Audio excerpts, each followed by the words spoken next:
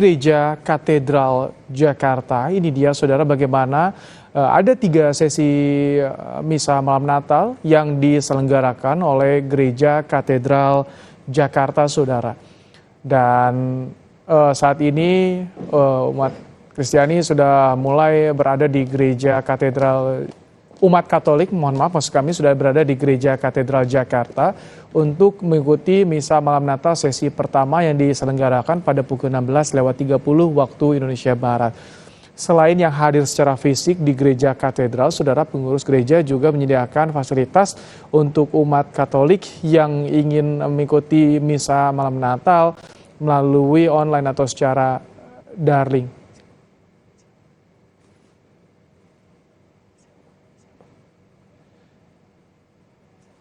Ya, saudara, ini dia kondisi terkini dari Gereja Katedral pada pelaksanaan misa malam Natal.